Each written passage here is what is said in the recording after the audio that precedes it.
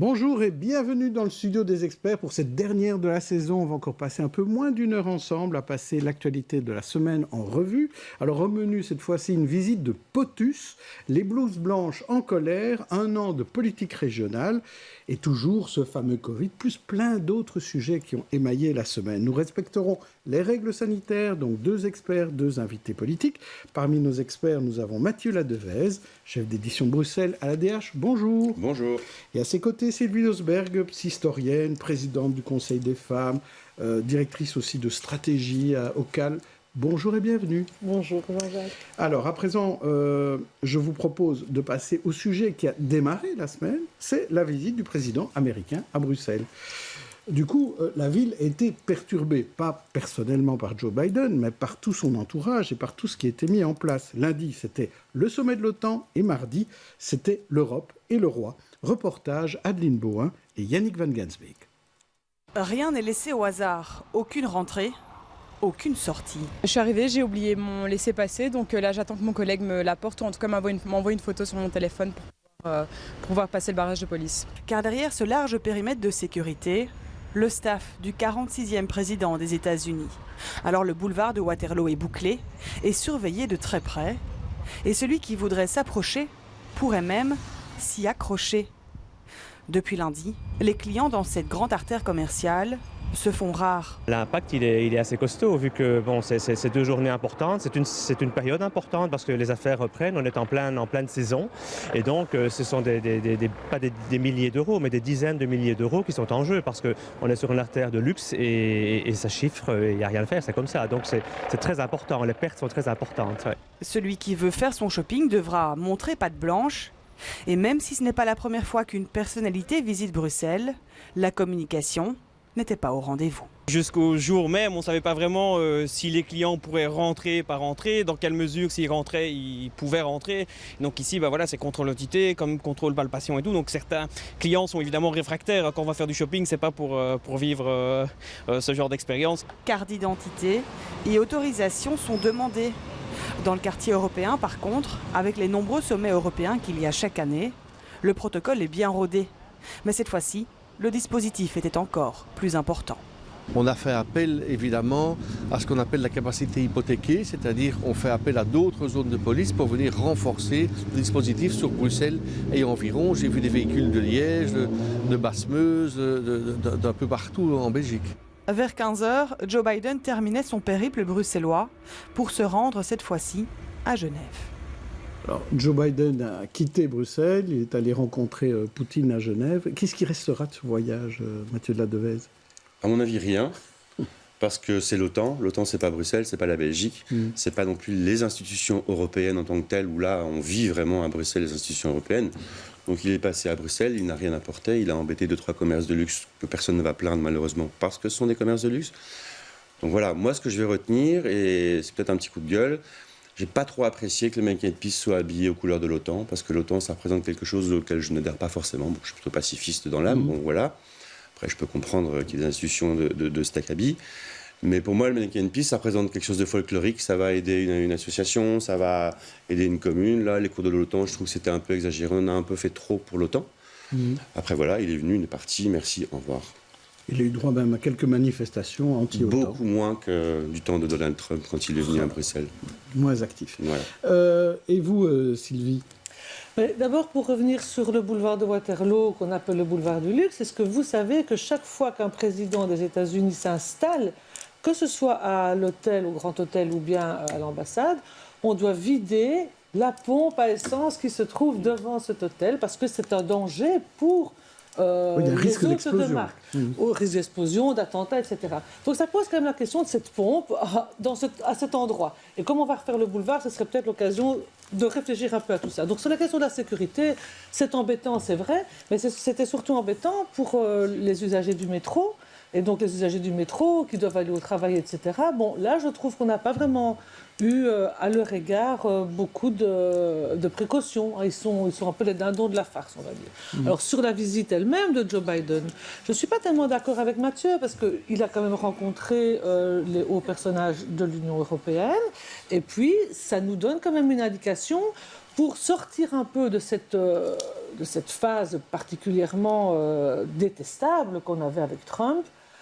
On sent aussi qu'on repart vers une opposition Est-Ouest, hein, puisqu'après c'est Poutine et la Chine, et que là Biden a quand même donné un petit peu d'air à ce qu'on appelait le multilatéralisme. C'est l'occasion, je pense, pour l'Europe de prendre sa place enfin sur la scène internationale, et on peut l'espérer. En tout cas, moi je pense que ça peut être quand même une première marche vers une Europe plus visible et plus forte. On va voir ce qu'en pensent nos deux invités politiques, deux édiles communaux.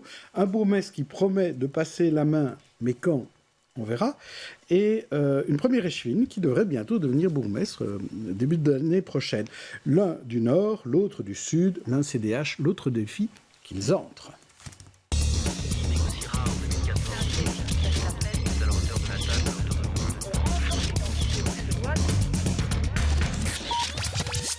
Voici donc Sophie Devos, qui est première échevine à Ouderghem, défi chargée entre autres de la mobilité et de la culture, mais de plein d'autres choses. Et à ses côtés, Hervé Doyen, bourgmestre de CDH, bourgmestre de Jette, qui est en charge notamment la police, hein, ça c'est le boulot du bourgmestre, hein, et évidemment de tout le collège. Alors, on va commencer par vous, Hervé Doyen. Qu'est-ce que vous pensez de ces perturbations dues à ce voyage du président américain à Bruxelles? Je pense ce qui a été rendu par la presse, notamment par vous, que visiblement il y a eu un très très large défaut de communication qui a fait que Bruxelles a vécu quand même quelques heures relativement perturbées, y compris pour les commerçants, pour les livreurs, pour les habitants. Voilà. De manière générale, voilà, c'est un peu Bruxelles est le siège de l'OTAN, ça a été dit, c'est le siège des institutions européennes, ça a été dit, donc il y a des choses qui sont visiblement plutôt bien rodées. Mais là, pour le coup, la visite de Biden et avant lui celle de Trump et avant lui celle d'Obama, c'est chaque fois traduit par une ville mise à l'arrêt pendant plusieurs heures. Sinon, mais on pourrait faire autrement, Hervé Doyen ? Je ne sais pas si on pourrait faire autrement. En tout cas, communiquer davantage, d'une part, et on peut s'interroger sur les modes de déplacement. Enfin, je veux dire, j'en sais rien, hein, donc moi je suis pas un spécialiste, mais on peut s'interroger de savoir pourquoi d'un endroit à l'autre on ne sait pas bouger les gens en hélicoptère plutôt que de bloquer des quartiers entiers pour des passages de caravanes. C'est parce que c'est des convois, hein, donc c'est pas juste une bagnole qui passe gentiment, c'est des convois entiers. C'est au milieu des embouteillages. Pardon ? Et au milieu des embouteillages. Donc, au milieu des embouteillages. Donc voilà, moi, nous connaissons toute cette image du président qui quitte la Maison-Blanche, qui va à l'hélicoptère et qui quitte la Maison-Blanche en hélicoptère en plein cœur de Washington. Je suppose que la chose pourrait être possible, sur une région comme la nôtre, et surtout qu'il n'y a rien de plus.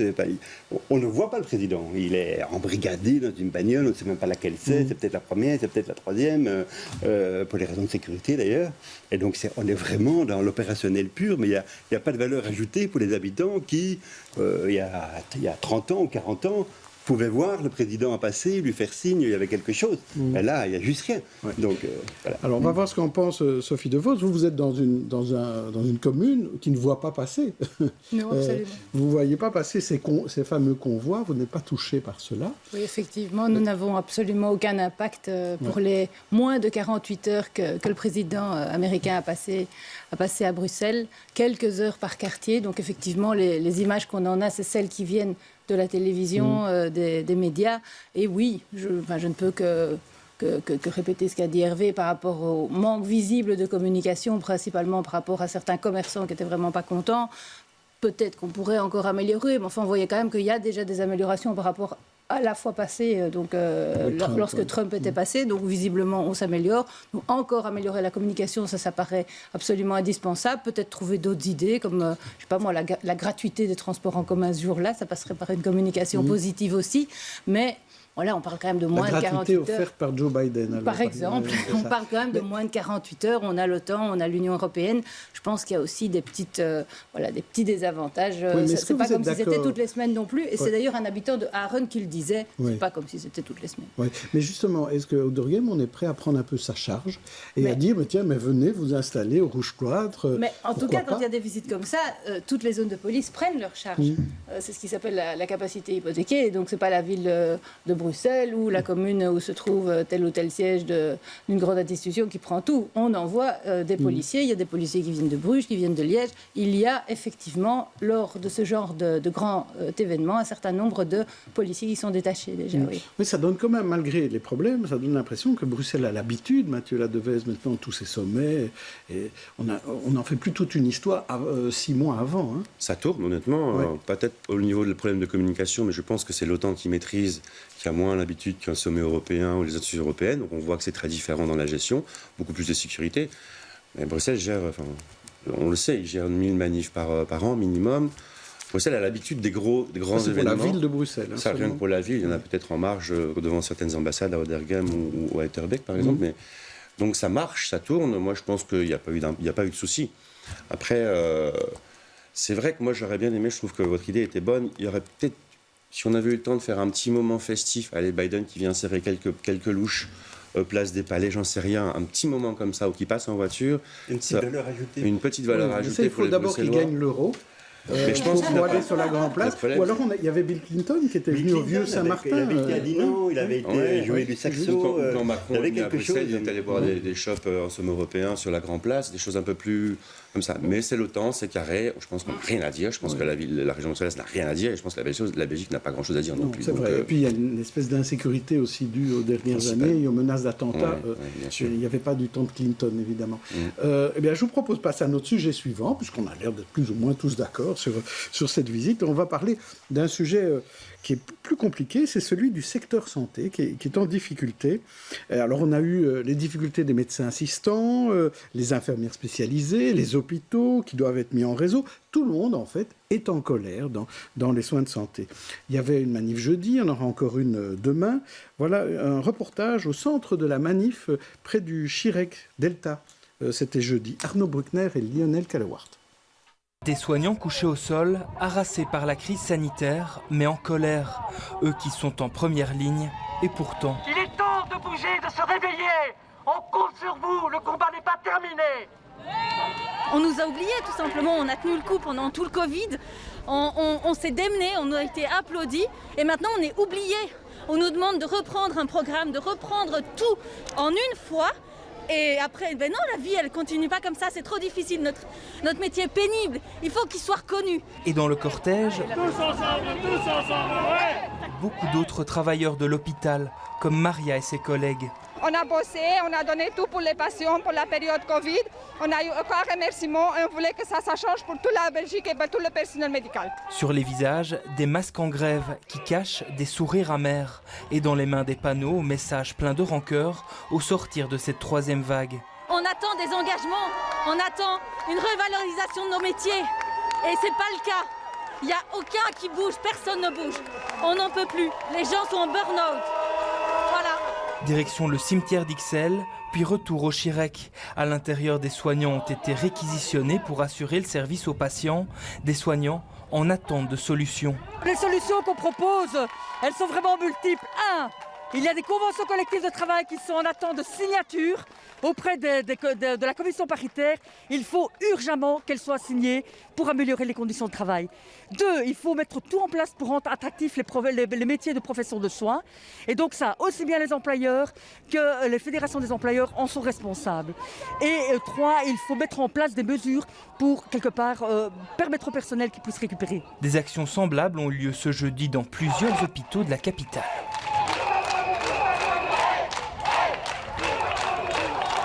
Voilà, tous ensemble, pour essayer de revaloriser peut-être un peu ces types de métiers, vraiment forte difficulté. Alors Sophie Devaux, c'était sur le territoire d'Oderghem, et un petit peu on était jusqu'à Ixelles au cimetière, mais justement, comment vous analysez ces problématiques de ce secteur auquel on a fait tellement appel pendant le Covid et qui ne s'en sort pas ? Mais oui, je pense qu'il y a une double peine. On ne peut qu'être solidaire de ces soignants qui sont depuis 15 mois vraiment au bout du rouleau. Ils sont au four et au moulin, ils sont épuisés physiquement, psychologiquement. Ils ont fait des efforts personnels, familiaux pas possibles. Et cette pandémie est venue s'ajouter sur une situation de pénurie en métier des soins qui existait déjà. Et voilà, malgré cela, malgré leur appel à l'aide, malgré les burn-out, il y a des tas de gens qui quittent la profession, il y a des gens qui tombent en dépression. Rien ne change. C'est ce que disait l'infirmière qu'on voyait à la télé. Rien ne change. Il n'y a toujours pas une personne qui a été engagée depuis la fin de la 3e vague. Il y a des conventions collectives qui ne sont pas signées depuis 2017.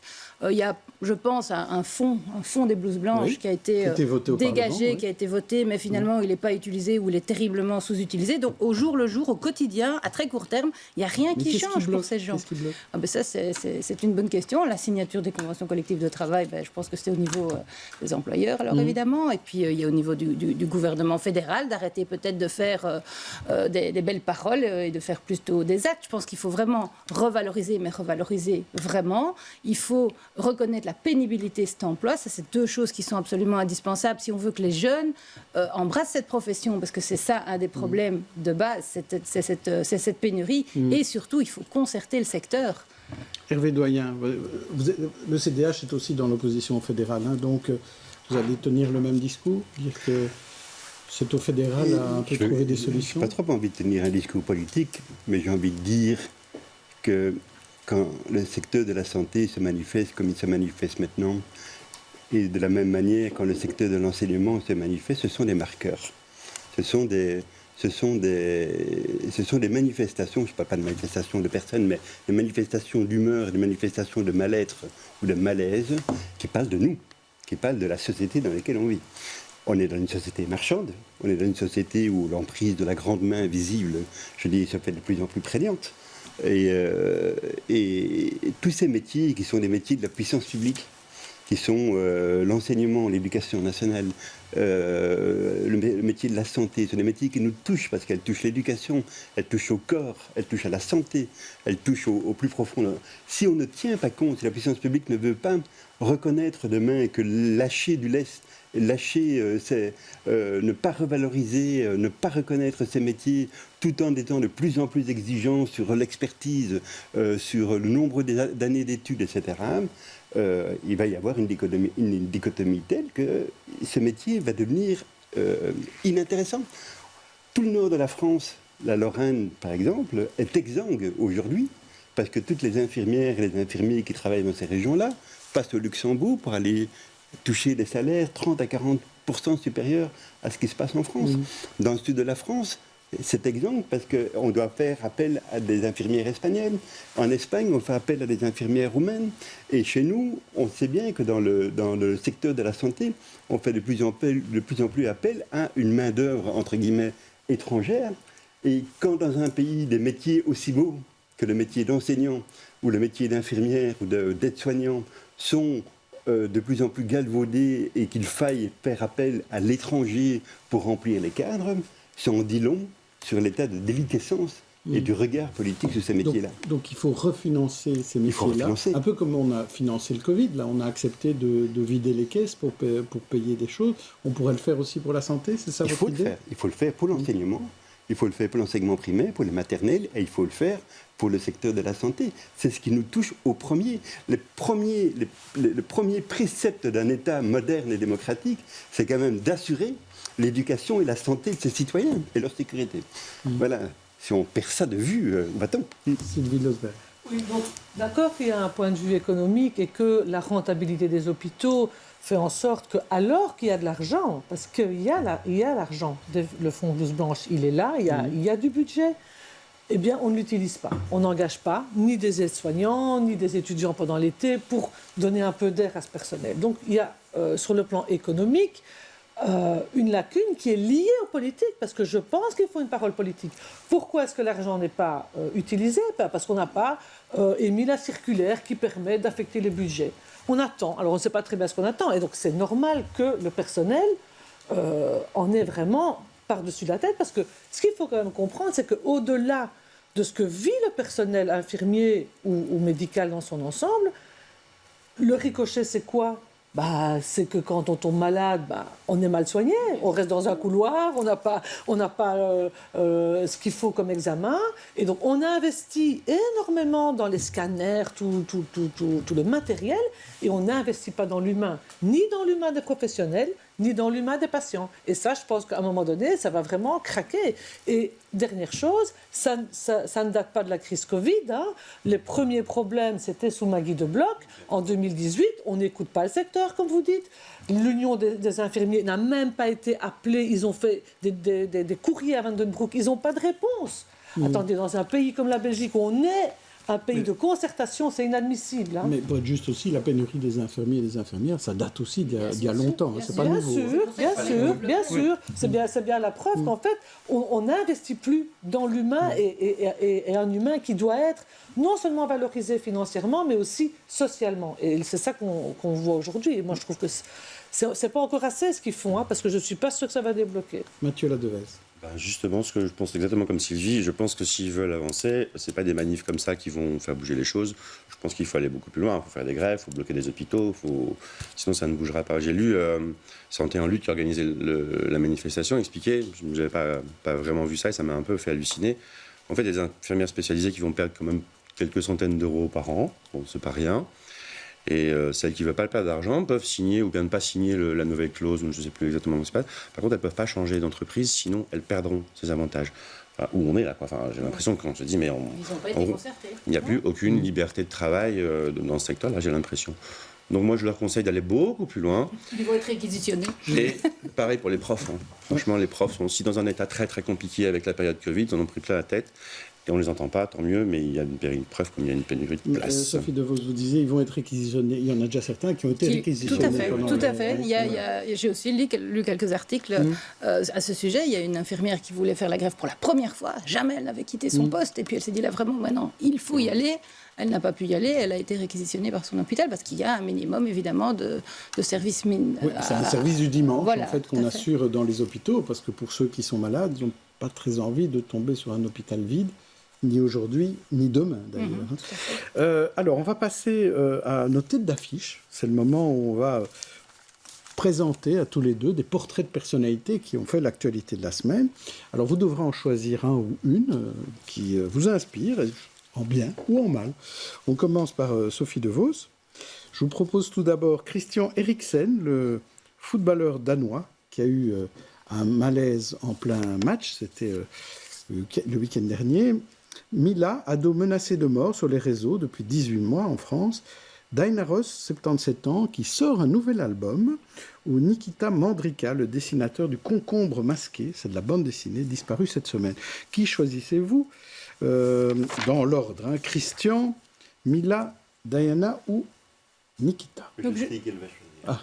Je dois vous donner un autre cas. Non, suffit. Eh bien, Mila. On n'est pas chez Pascal Vrébos. Mila fait l'objet d'un déferlement de haine absolument inouï, qui est absolument insupportable. Alors peut-être qu'au début, elle était un petit peu provocatrice, peut-être qu'elle a dit certaines choses qu'elle n'aurait peut-être pas dû dire, mais le contre-coup qu'elle reçoit est absolument inacceptable, et je trouve qu'il faut absolument la soutenir et rendre, mais ça l'est, ce déferlement de haine attaquable légalement. On ne peut pas faire, on peut pas faire et dire n'importe quoi parce que c'est sur les réseaux sociaux. Mais ça, on voit tous les jours. Il n'y a pas que Mila. Le déferlement de haine sur les réseaux, ça prend des proportions absolument considérables. On dirait que l'écran délivre les gens de toute pudeur, de toute contrainte, de toute politesse. Vous êtes attaqué parfois sur les réseaux sociaux? Ah oui, moi, mais ça fait partie du métier de politique. On peut encore se dire que ça fait partie de notre quotidien. Mais tout le monde, tout le monde. On va passer à Hervé Doyen et 4 autres personnalités. Tout d'abord, Marc Goblet, le syndicaliste de la FGTB, devenu député, qui est décédé à 64 ans cette semaine. Mark Van Ranst, le virologue terré dans une safe house pour l'instant. Ou Laura Wandel, une réalisatrice bruxelloise sélectionnée à Cannes pour le film Un Monde, ou encore Aung San Suu Kyi, qui est en procès au Myanmar.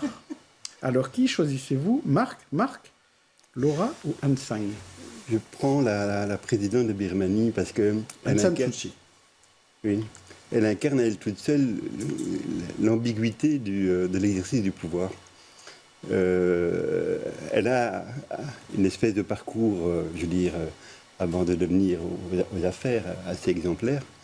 Et une fois aux affaires, elle s'est quand même pas montrée la plus conciliante avec la cause de certaines minorités sur son territoire. Les Rohingyas notamment, oui. Notamment. Et ça montre que les personnages, ça me fait penser à Bettencourt à l'époque, les personnages peuvent être publics comme ça, politiques, peuvent être, je veux dire, à la fois très ambivalents, parce qu'il y avait énormément d'ambivalence chez cette personne. Et vous êtes ambivalent, Hervé Doyen ? À la fois, elle avait quelque chose d'héroïque, et en même temps, je dis, quand elle est dans l'exercice du pouvoir, on sent qu'elle est dans une compromission telle avec les services, avec les forces armées birmanes, qu'elle ne sait même plus, je veux dire, exprimer le minimum de compassion par rapport à une partie des minorités qui sont persécutée dans leur chair sur son propre territoire dont elle exerce la présidence. Voilà. Et elle sera punie par ça, parce qu'elle sera rattrapée par ses propres forces armées auxquelles elle n'a pas su tenir tête et a été enfermée. Donc l'ambivalence des personnes, je dis, c'est assez caractéristique de ce que c'est jamais tout blanc ou tout noir. Oui, mais je vais quand même reposer ma question. Et vous aussi, vous avez un côté ambivalent. Est-ce qu'il y a un Hervé Doyen blanc, un Hervé Doyen noir ? Mais je suppose qu'on est tous quelque part ambivalents. Mais j'ai jamais eu vraiment à titre personnel. Et la question me surprend un petit peu, mais je vais quand même essayer de répondre sincèrement. Ça fait 22 ans que je suis bourgmestre et je n'ai jamais eu l'impression de mentir à moi-même dans l'exercice de ma fonction. Pouvez-vous regarder dans la glace ? C'est bien vous.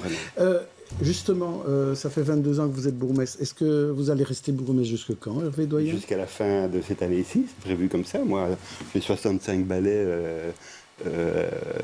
au mois de novembre, le 20. Voilà. Et donc, en accord avec ma formation politique, ma majorité, j'ai toujours dit que je partais à 65 ans. Donc, je céderai le majorat à la fin de cette année-ci. À qui ?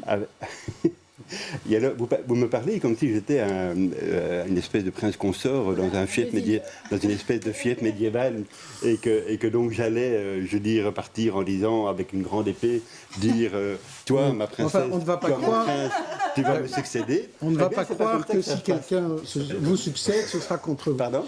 On ne croit pas que si quelqu'un vous succède, ce sera quelqu'un qui vous succédera contre vous.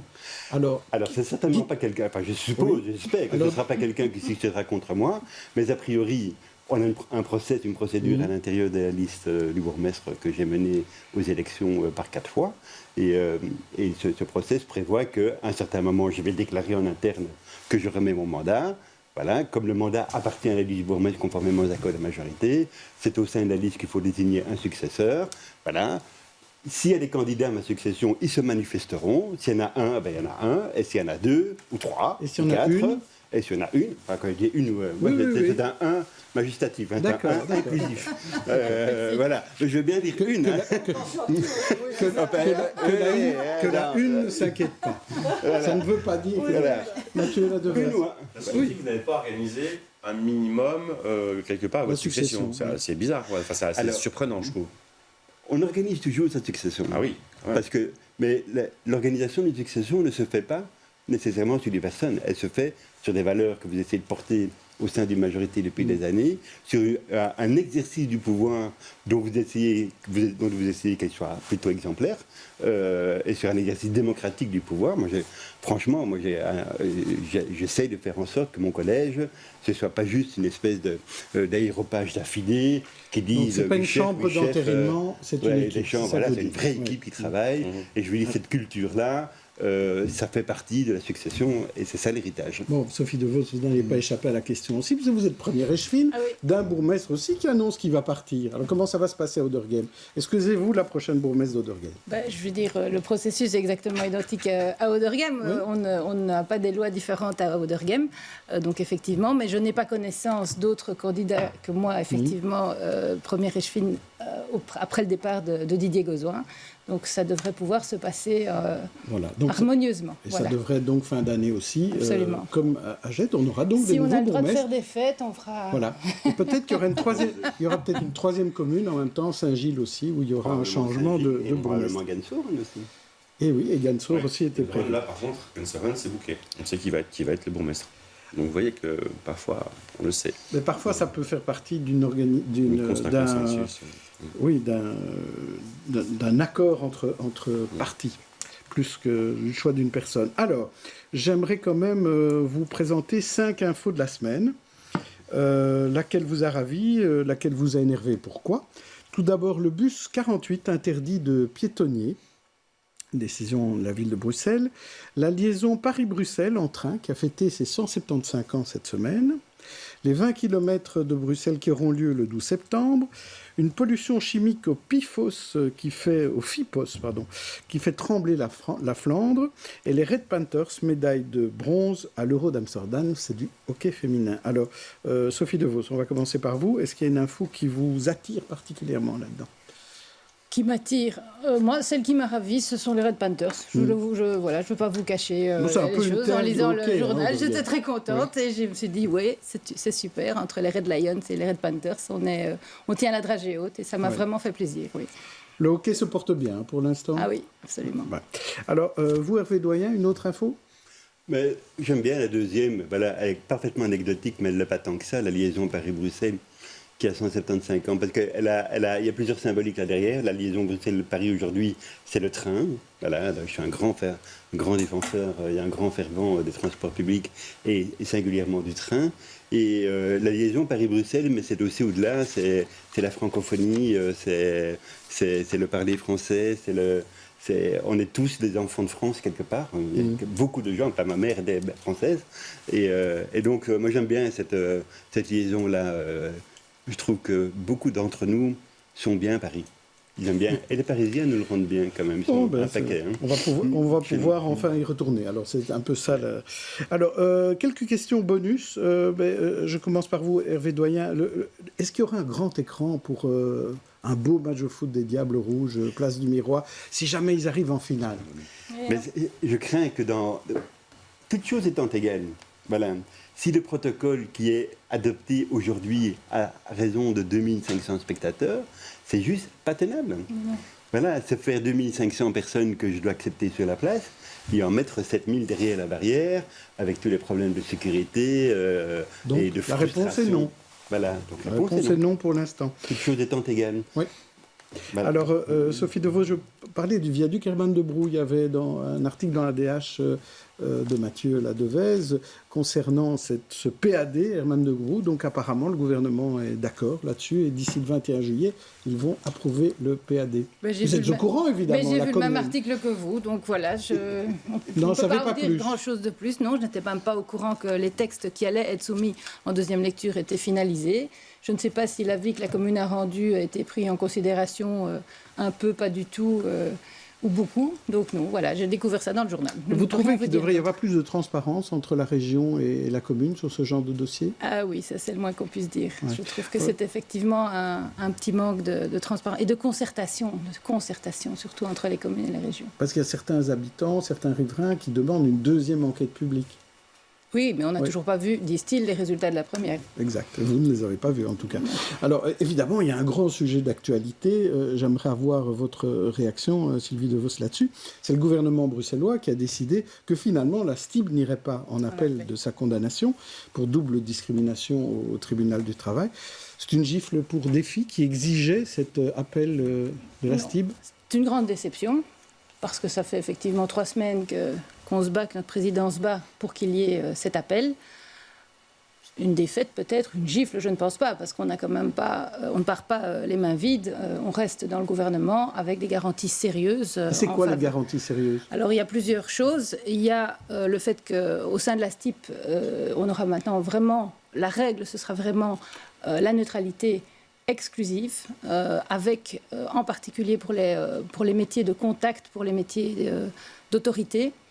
Et puis, il y aura éventuellement des exceptions qui pourront être inscrites effectivement au niveau du règlement du travail, mais qui devront être avalisées par le comité de gestion à l'unanimité. Et là, Défi en fait partie. Donc, c'est assez fort cadenassé à ce niveau-là. Ça, c'est une première chose.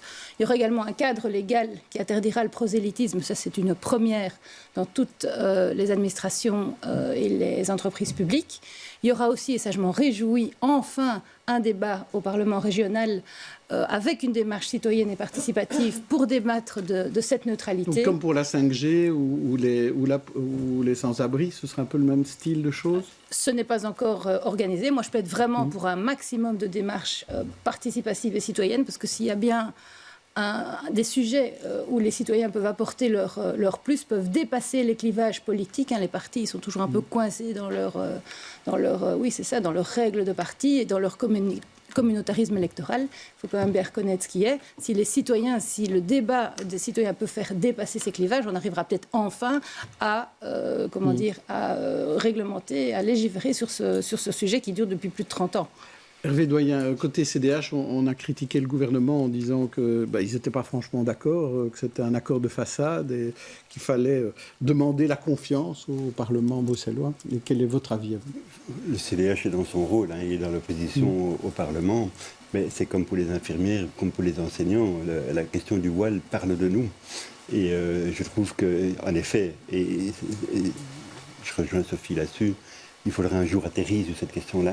Mais au-delà du cas spécifique de la STIP, il faut s'interroger de nouveau sur le mode sociétal, le mode de société dans lequel on veut vivre. Voilà. Est-ce que c'est une société à l'anglo-saxonne? Why not? Je veux dire, si les gens, s'il y a une majorité de gens qui disent le religieux a sa place partout, et voilà, et on peut très bien vivre sur un mode, je veux dire, où se côtoient toutes les communautés dans leur expression, y compris les expressions religieuses, visibles, etc. Pourquoi pas? C'est le modèle anglo-saxon qui est un modèle qui est parfois un petit peu hypocrite parce que, en effet, toutes les communautés y ont un droit d'expression assez fort. Sauf qu'elles vivent l'une à côté de l'autre, elles vivent très peu l'une avec l'autre. Donc ça, c'est une option. Ça, c'est une option. Et puis, il y a une option plus française, plus républicaine, une option d'intégration liée à l'idée de la laïcité de l'État, plutôt même au-delà même de la neutralité. Qu'est-ce que vous préférez, vous? Moi, je suis assez enclin à l'idée que, à titre personnel, je pourrais être gêné par une trop grande présence du religieux de manière générale, quel qu'il soit d'ailleurs. Je suis croyant, je suis chrétien, mais voilà, il y a un moment où le religieux doit arrêter d'envahir l'espace public tout le temps comme ça. Mais je suis en revanche aussi assez à cheval, mais c'est une opinion personnelle, sur la sanctuarisation de certains endroits. La sanctuarisation de l'école et des services publics, pour moi, c'est quelque chose sur lequel il faut essayer de tomber d'accord, non pas sur un mode on ne veut pas de vous, on ne veut pas ceci, on ne veut pas cela, mais parce que ce sont des endroits où l'expression, je veux dire, du vivre ensemble prend tout son sens, surtout qui sont dans la puissance publique. Oui.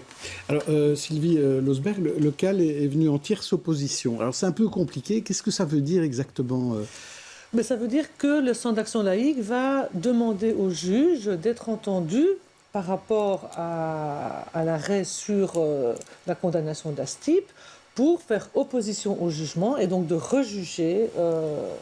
Mais en quelle qualité il peut faire ça? Alors on peut le faire quand on n'a pas été invité au premier débat ou au premier procès et qu'on a un intérêt à la cause. Et donc l'intérêt à la cause du Centre d'action laïque, c'est précisément l'impartialité de l'État et des pouvoirs publics, qui est le cœur, en fond, de nos actions. Et qui, sous ce couvert d'impartialité, c'est effectivement le fait que, dans des endroits comme l'école ou les services publics, la religion n'a pas sa place. Il y a des travailleurs qui sont les représentants de l'État, et à ce titre, ils doivent d'abord représenter l'État et pas... ne faites pas déjà toute la plaidoirie. Non, mais voilà, vous me demandez, je vous explique. Oui, très bien. Mais je veux quand même dire une autre petite chose par rapport à ce sujet, parce qu'on a l'impression, et j'en suis très heureuse, que le Centre d'action laïque prenne vraiment la place qui lui revient. Mais nos meilleurs alliés dans ce débat, ce sont les catholiques en Belgique. Écoutez Ringlet, écoutez M. de Beukelaar, écoutez M. Doyen. Que disent les catholiques éclairés, évidemment, en Belgique? C'est que la démocratie belge, elle a dû pousser les catholiques à accepter la sécularisation de l'État. Et aujourd'hui, c'est ça qui fait le vivre ensemble, comme on dit, j'aime pas beaucoup cette expression, mais en tout cas, c'est ça qui fait sens commun. Et donc, en tant que militante laïque, je suis très heureuse qu'aujourd'hui, on puisse faire entendre cette autre vision que la doxa idéologique qu'on a vue ailleurs. Et alors, la question, demander l'avis à la population ou au Parlement, quand on écoute ce qui se dit aux assises contre le racisme, j'ai vraiment peu d'espoir que ce que nous défendons soit entendu. Mathieu Ladevez, comment ça va se passer concrètement sur le terrain? Parce que est-ce que ça va vraiment changer beaucoup de choses, cette décision du gouvernement bruxellois? Là, pour l'instant, non. Je pense qu'il faut qu'il y ait une vraie loi. Enfin, il faut qu'il y ait quelque chose qui soit instauré au niveau fédéral. Déjà, je pense que c'est pas au niveau bruxellois qu'on doit décider ça. Parce que Bruxelles a des spécificités quand même ça va être difficile de se mettre d'accord avec les néerlandophones. Oui, écoutez, ça c'est typiquement belge, donc voilà, qu'on se mette d'accord ou pas. Si je me souviens bien, ce juge-là a pris la décision de porter plainte, enfin de condamner la STIB. Un autre juge sur un même dossier avait pris la décision de ne pas condamner. C'était une juridiction Exactement. supérieure. Donc ça veut dire que ce qui manque principalement dans ce pays, c'est un cadre légal clair. Qu'est-ce qu'on fait avec cette sociale? Donc c'est normal. Après, on peut débattre de tout ce qu'on veut. S'il n'y a pas de cadre légal, ça n'ira pas. Donc voilà, moi je trouve qu'il y a beaucoup d'excitation politique, énormément. Il y a des prises de position de chaque parti, c'est normal. Je pense que ça va un peu trop loin. Je rejoins totalement Sylvie sur la participation citoyenne dans un débat pareil. Pour moi, on va perdre du temps, perdre de l'énergie, s'exciter, ça va servir à rien. Je reviens sur la participation citoyenne de la 5G qui était quand même une demi-farce, honnêtement. C'est une première fois. Oui, mais en Irlande, la participation citoyenne sur l'avortement a très bien fonctionné. C'est très compliqué. On peut en reparler. Hein. C'est très compliqué. On en reparlera. Alors, je propose d'aller plus loin, de parler de ce bilan de politique régionale que je voulais faire avec vous. Il y a plusieurs matières. Est-ce que dans la relation commune-région, on en a déjà parlé un peu tout à l'heure, est-ce que ça s'est bien passé cette année de politique régionale, Sophie De Vos? De votre côté? J'ai envie de dire que ça dépend des sujets. Pour moi, il y a deux vraiment gros dossiers qui surplombent tous les autres. C'est évidemment toujours cette crise sanitaire. Le gouvernement a dû dégager des aides, se lancer dans le plan de relance, la stratégie de vaccination, etc., etc. Là, je pense qu'il y a vraiment eu une bonne entente entre les 19 bourgmestres d'ailleurs et le ministre-président. On a travaillé main dans la main et sur le terrain. De la Santé aussi. Oui. Pour d'autres sujets, évidemment, moi je prends ma casquette maintenant des chefines de la mobilité. Oui. Et s'il y a bien autre chose que le Bruxellois a pu constater cette année, c'est que ça bougeait en matière de mobilité et que ça bougeait vite. Là, je suis un petit peu plus... circonspecte, merci, vous m'ôtez les mots de la bouche, par rapport pas aux objectifs, parce que bien sûr que je suis d'accord, et mon parti également, sur la vision d'une ville plus apaisée, de quartiers plus apaisés, etc. C'est la manière d'y arriver qui est un petit peu plus compliquée à vivre. Peu ou pas de concertation, on oppose les différents types d'usagers les uns aux autres, alors que moi, mon premier travail en tant qu'échevine de la mobilité, c'est que chaque type d'usager se sente évidemment libre d'abord de choisir le mode de déplacement qu'il souhaite, et puis qu'il partage l'espace public dans le respect mutuel. Et là, on a l'impression qu'on avance trop vite, sans concertation, et que donc ça crée énormément de crispation, et en tout cas, c'est ça que nous, on doit gérer sur le terrain. Ça, c'est clair et net. Doyen est d'accord là-dessus, parce que on a beaucoup parlé de mobilité aussi à Jette. Hein. Ah oui, je pense qu'on en parle dans toute la commune. Hein. Donc voilà, il y a nos amis Écologlou, on ne va pas se cacher, ils se sont très très bien organisés au-delà, au lendemain des élections communales de 2018. Voilà, et ils ont la mobilité à tous les étages. Donc ils ont énormément d'échevins de la mobilité dans les 19 communes. Ils ont le ministre de la mobilité en région bruxelloise. Ils ont le ministre de la mobilité au fédéral. Donc il y a là des courroies de transmission de l'information, les subsides, etc., qui fonctionnent plutôt bien et qui donnent parfois l'impression, je veux dire, d'être un petit peu... rouleau compresseur, on y va et on fonce, et tout ce qu'on peut prendre maintenant, les gars, on y va, etc. Sauf que, moi j'ai toujours dit, avoir raison c'est bien, avoir raison trop tard c'est une erreur, avoir raison trop tôt c'est pas efficace. Et donc il faut essayer de trouver, le bon tempo, et surtout le bon tempo de concertation pour qu'il y ait une adhésion des gens. Si vous n'avez pas une adhésion des gens, je veux dire... j'ai envie de dire, je le dis à mes amis, sur tes amis, hein, les écolos. Je dis, mais ils sont dans votre majorité. Ils sont dans la majorité. Aussi. Ils sont dans la majorité dans beaucoup de communes. Voilà, mais faites attention parce que vous êtes occupés là à créer tellement de frustration, d'incompréhension de colère parfois. Le paye, excusez-moi, qui rentre de son job, là, le livreur, à 11h du soir, et qui tourne pendant 3 quarts d'heure pour trouver une place pour garer sa camionnette, que par ailleurs, dans laquelle il ne pourra bientôt plus rouler, et il ne saura pas s'acheter la voiture électrique parce que ce sera hors de prix. Voilà, mais ça crée beaucoup d'insécurité chez les gens, et même les partenaires socialistes de la majorité. Mais en avant, il faut faire très attention par rapport à ça. Et j'en termine par là. Oui. Ce n'est pas le moindre des paradoxes de voir que là où nos écolos sont à des niveaux de pouvoir, où on peut prendre des décisions macro qui sont vraiment porteuses, je trouve, de changement. Je parle des voitures de société. 700 000 bagnoles qui sont des voitures de société. Là, on aurait pu attendre en disant on va mettre une fois pour toutes fin à ce régime de voitures de société qui coûte cher à l'État et qui, pas la majorité de fiscalité, n'est pas extraordinaire. Là, il ne se passe rien. La seule chose qu'on va dire, les thermiques seront remplacés par des électriques. Une voiture, ça reste une bagnole, hein, les gars. Donc, Mathieu Ladevez, est-ce que, comme observateur, vous avez observé ça aussi, cette difficulté entre régions et communes ? Oui, c'est clair que le gouvernement, en tout cas sur l'aspect mobilité, le gouvernement fonce à tombeau ouvert. Je pense qu'il a raison, enfin, en tout cas les écolos ont raison, vu que c'est là-dessus qu'ils vont se faire réélire ou pas. Je ne suis pas trop d'accord avec Sophie Devos quand vous dites on partage la mobilité. Je pense que les écolos rendent aux cyclistes et aux piétons bruxellois la place qu'ils n'ont pas eue pendant 25 ans, 30 ans. Donc je pense qu'ils font un travail pas trop tard ni trop tôt, c'est maintenant ou jamais. Donc à ce niveau-là, je ne partage pas évidemment leur point de vue sur tout, je pense qu'ils ont raison.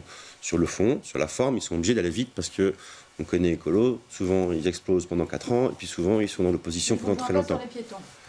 Ah, il n'y a pas de place pour les piétons, c'est mal fichu. Je ne pas sur votre analyse sur les piétons. C'est-à-dire que oui, pour les cyclistes, ça, effectivement, on leur donne de la place. Les bagnoles, c'est devenu Satan. Mais par contre, les piétons, pour moi, en tout cas, ce sont souvent les oubliés. C'est pas faux, on est d'accord. Les communes travaillent là-dessus. Et à côté j'y de ça, travaille absolument, essayer de remettre... Vrai, la ville de parce que aussi le piéton aussi... il a sa place, il doit avoir sa place. Il doit avoir sa place, et ça a aussi changé depuis quelques mois et quelques années. C'est leur plan stop. Hein, voilà. Donc, normalement, ils sont en premier, et c'est vrai que c'est d'abord les pistes cyclables. Oui. Alors, passons à Sylvie Losberg, qui voulait avoir des points positifs. Oui, alors, c'est la fin de la saison. Je ne connais rien en mobilité, je n'ai pas de légitimité sur le sujet, à part comme individu, comme bruxelloise. Mais je trouve qu'il y a 2 personnalités qui, pour moi, ont apporté vraiment une autre action au sein de la région. C'est d'une part Barbara Tracht sur les VRAS et les violences envers les femmes, avec vraiment de l'argent, une volonté qui manquait depuis très longtemps. Et d'autre part, c'est Nawal Benamou, aussi sur la question des violences envers les femmes. Elle a mis en place la première conférence interministérielle, le logement, qui était un portefeuille très risqué à Bruxelles, où elle a beaucoup investi. Et puis aussi, quand même encore, Nawal Benamou sur sa fermeté par rapport aux questions de neutralité au sein du gouvernement bruxellois, où il faut quand même dire qu'elle est très isolée, et donc je lui tire mon chapeau. Donc là, en tout cas, c'est pas elle qui a triomphé au gouvernement bruxellois. Écoutez, on perd des batailles, mais in fine, je pense que... Mais le logement, il a quand même pas mal investi, c'est pas facile. Hein. Je pense qu'ils vont se ramasser, mais bon, c'est pas grave. On en reparlera. La fin d'année scolaire, elle, est chaude avec le climat et les examens certificatifs et autres. Pression maximale pour le CESS, pression maximale pour le CE1D et ses fuites, et aussi pour le CEB. Exemple dans l'école des Asters, c'est à Anderlecht, Jean-Christophe Peuzès et Yannick Van Gansbeek. Voilà Laura, voici les portfolios. Elle patientait depuis 1 an. Les voilà enfin ouvertes, les épreuves du CEB. On ne sait absolument pas ce qu'il y a dedans. Ce sera la découverte en même temps. Cet examen, les élèves le préparent depuis des semaines. Adam nous ici. Malgré ça, certains ont la boule au ventre. J'ai peur de le rater. Dès qu'on était en rang devant la classe, il commençait à stresser à mort. Il avait envie de mourir, il n'avait pas envie de faire le CEB. La première évaluation, savoir écouter. Les loulous, le petit mot d'encouragement. Vous en êtes capables, vous en êtes tous capables. Un texte sur une visite de la section jouets d'un musée. Bonjour, je m'appelle Julie.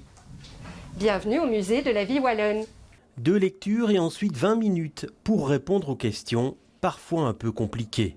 Moi, je n'ai pas trop aimé en vrai parce que je préfère le savoir lire parce qu'on peut relire tout le temps, mais le savoir écouter, il faut vraiment être attentif. Moi, non, je peux pas. Un CEB maintenu malgré la crise sanitaire et ses conséquences sur l'apprentissage. Mais la consigne est d'en tenir compte lors de la correction. Nous allons prendre l'entièreté du parcours de l'élève en compte pour pouvoir délibérer. Ce ne sera pas uniquement le CEB qui primera.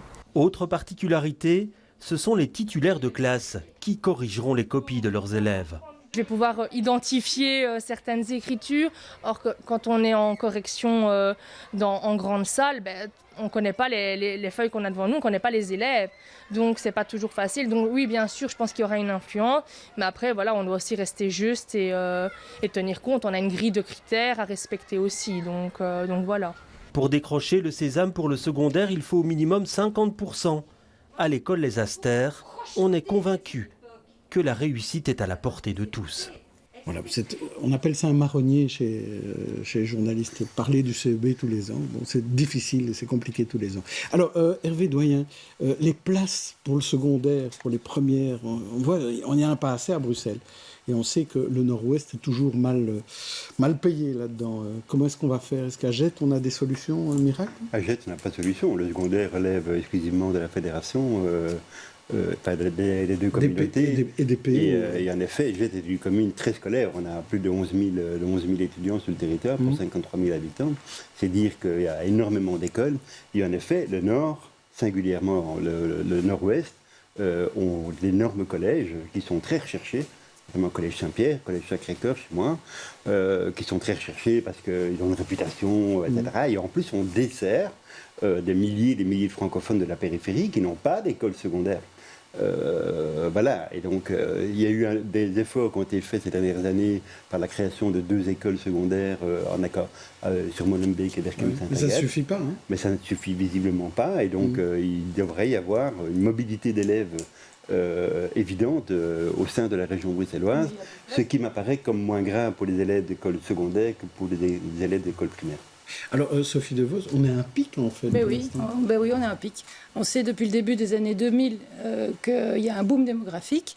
D'ailleurs, la Fédération Wallonie-Bruxelles avait prévu 21 000 et quelques places pour pallier à ce boom. Il y a moins d'un quart de ces places qui ont été créées. Et là, on est donc on a inventé des tas de bazar, décrets, inscriptions et autres. Ça a changé plusieurs fois de nom pour ne jamais finalement arriver à l'objectif louable, ne me faites pas dire ce que je n'ai pas dit, de mixité sociale. Ça n'a jamais fait que des familles traumatisées. Et là maintenant, on arrive vraiment à saturation. Il y a plus de demandes que d'offres à Bruxelles. Donc on loue des bureaux. On demande de l'aide à l'ULB pour caler les élèves, pardonnez-moi l'expression aussi, à la rentrée prochaine. Donc, qu'est-ce que je peux dire à part un manque d'anticipation et un manque d'investissement massif dans l'enseignement depuis des dizaines d'années?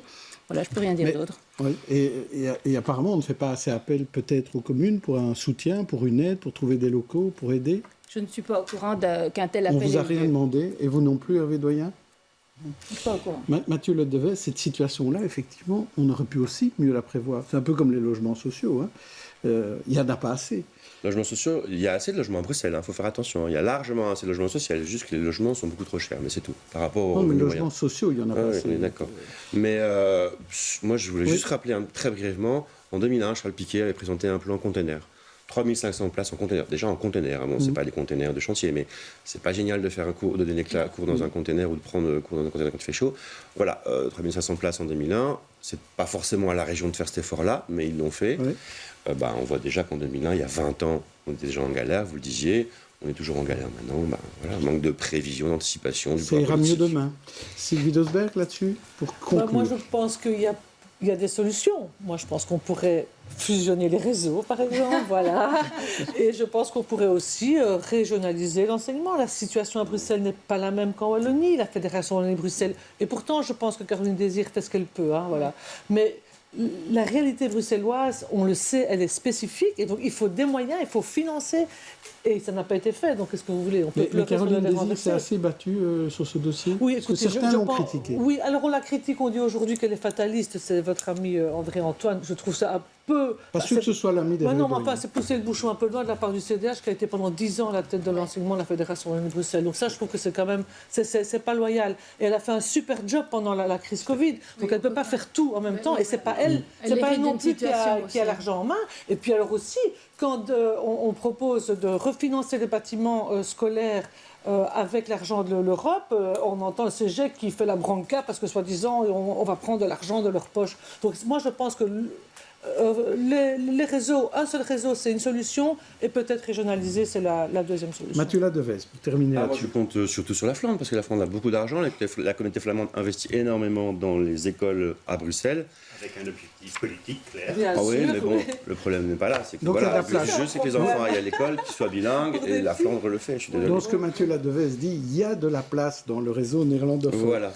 Merci. Mais bientôt plus. Il n'y a pas de place dans le réseau francophone. Le problème, c'est que tout le monde veut leurs enfants dans les mêmes écoles. Il y a des écoles où il y a de la place, vous savez. On passe à nos coups de cœur à présent.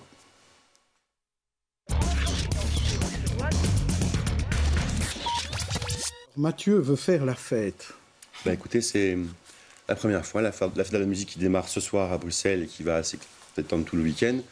Honnêtement, pour moi, c'est le vrai premier événement festif, culturel, gratuit, sans masque, en dehors d'aller boire un coup au bistrot qui n'a pas beaucoup d'intérêt culturel, qui va se dérouler ce week-end à Bruxelles. Donc j'espère que ça va bien se passer. À mon avis, il va faire beau. Il y a des choses un peu spectaculaires qui se passent, mais il y a aussi plein de choses dans toutes les communes. Sur Jette, vous faites des choses. Au Derghem, je vous avoue, je n'ai pas vu, je suis désolé, mais je pense qu'il y a quelque chose. Square Meudouin, Saint-Lambert. Enfin, il y a vraiment, ça va danser, chanter partout à Bruxelles, sans masque, sans rien. Donc, pour moi, c'est la vraie libération culturelle de Bruxelles. Elle se démarre ce soir. Elle démarre vendredi soir voilà. et jusqu'à la fin du week-end. Et vous, Sylvie Losberg? Alors, une petite brochure gratuite qui s'appelle le guide sur les droits des femmes. Donc, c'est vraiment un outil au quotidien pour les filles, mais aussi pour les garçons, parce que l'égalité, ça concerne évidemment aussi les garçons. Et c'est publié par la Commission jeune du Conseil des femmes. C'est gratuit. Vous écrivez info@cffb.be, vous allez sur le site. Et c'est vraiment très joliment fait. C'est très pratique. On a vraiment des informations sur tous les droits à la santé, les droits sociaux, les droits politiques, les droits économiques et aussi évidemment les carences, donc ce qu'il faut encore faire pour obtenir une réelle égalité entre les filles et les garçons. Alors je ne sais pas si j'ai le temps moi aussi de vous donner un conseil, c'est un livre à l'occasion du foot, les mémoires de l'arbitre numéro 1, Marcel Javot, ça s'appelle Libre Arbitre. Ce sont 50 ans de souvenirs foot et c'est aux éditions Chronica, des anecdotes savoureuses, des affaires de famille, des histoires de vestiaire à déguster entre 2 matchs de l'Euro. Une promenade rapide à faire au Derghem ce week-end, ce dimanche par exemple, Sophie De Vos? Vous pouvez venir cet après-midi, vous pouvez venir ce dimanche. Jusqu'au 17 juillet, venez au Centre d'art de Rouge-Cloître. Il y a une merveilleuse exposition consacrée à Adrien Van de Putte, arpenteur du réel. C'est magique, c'est féerique. Et puis, vous pouvez bien sûr vous balader dans le merveilleux site de Rouge-Cloître. Quand est-ce qu'on pourra se balader à Val-Duchesse? Alors ça ne dépend pas uniquement de moi. Régulièrement, grâce à la collaboration de la chancellerie du Premier ministre, on fait des organisations et on ouvre Val-Duchesse. Oui. Mais là, il n'y a rien de prévu en ce moment. On a ouvert Val-Duchesse pour les journées bruxelloises de l'eau, très récemment. C'est déjà pas mal. Oui. Hervé Doyen? Plein d'activités culturelles dans le cadre de la fête de la musique. Vous tapez Jamin Jet et vous avez tout le programme qui commence ce soir. Vous tapez Firme. FIRML, et vous avez toutes les activités culturelles qui auront lieu demain après-midi.